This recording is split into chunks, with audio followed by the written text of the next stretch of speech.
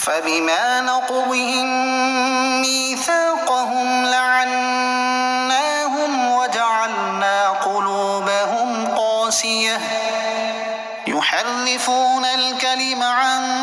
مواضعه ونسوا حظا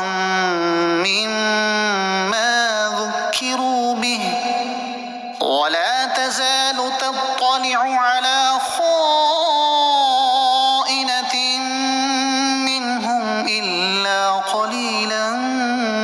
منهم فاعف عنهم واصفح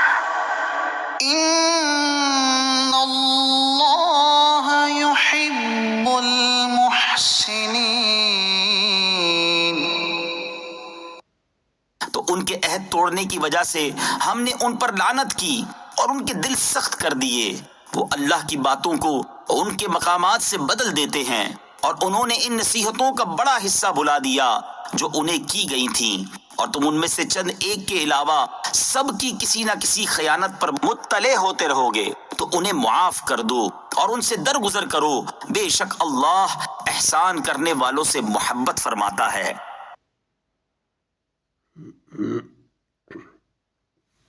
بنی اسرائیل نے عہد الہی کو توڑا اور حضرت موسیٰ علیہ السلام کے بعد آنے والے انبیاء علیہ السلام کی تکذیب کی، اور انبیاء کرام علیہ السلام کو قتل کیا اور تورات کے احکام کی مخالفت کی، نیز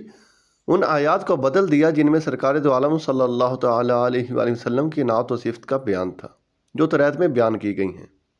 نیز انہوں نے اللہ عز و جل کی بہت سی ہدایات کو فراموش کر دیا جو تورات میں دی گئی تھیں کہ وہ تاجدار رسالہ صلی اللہ تعالی علیہ وآلہ وسلم کی پیروی کریں اور ان پر ایمان لائیں۔ تو ان حرکتوں کے نتیجے میں اللہ تعالیٰ نے ان پر لعنت فرمائی اور ان کے دل سخت کر دیے۔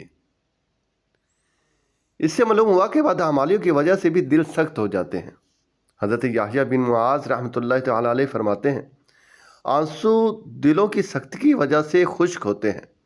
اور دلوں کی سختی گناہوں کی کثرت کی وجہ سے ہوتی ہے، اور عیب زیادہ ہونے کی وجہ سے گناہ کثیر ہوتے ہیں۔ اور حضرت عبداللہ ابن عمر رضی اللہ تعالیٰ عنہما سے روایت ہے، نبی کریم صلی اللہ تعالی علیہ وآلہ وسلم نے ارشاد فرمایا، سخت دل آدمی اللہ تعالیٰ سے بہت دور رہتا ہے۔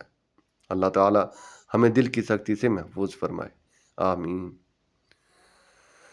ولا تزال تطلع، اور آپ ہمیشہ مطلع ہوتے رہیں گے۔ سرور عالم صلی اللہ تعالی علیہ وآلہ وسلم کو فرمایا گیا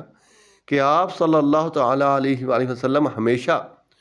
ان لوگوں کی خیانتوں پر مطلع ہوتے رہیں گے، کیونکہ دغا بازی، خیانت، عہد توڑنا اور رسولوں کے ساتھ بدعہدی ان کی اور ان کے آباء و اجداد کی قدیم عادت ہے۔ ہاں، ان میں سے جو ایمان لانے والوں کی تھوڑی سی تعداد ہے یہ خائن نہیں ہے، اور ان لوگوں سے کچھ پہلے سرزد ہوا اس پر گرفت نہ کرو۔ بعض مفسرین کا قول ہے کہ یہ آیت اس قوم کے بارے میں نازل ہوئی جنہوں نے پہلے حضور نور صلی اللہ تعالی علیہ وآلہ وسلم سے عہد کیا پھر توڑ دیا، پھر اللہ تعالیٰ نے اپنے حبیب صلی اللہ تعالی علیہ وآلہ وسلم کو اس پر مطلع فرمایا اور یہ آیت نازل کی۔ اس صورت میں معنی یہ ہے کہ ان کی اس عہد شکنی سے درگزر کیجیے جب تک کہ وہ جنگ سے باز رہیں اور جزیہ ادا کرنے سے منع نہ کریں۔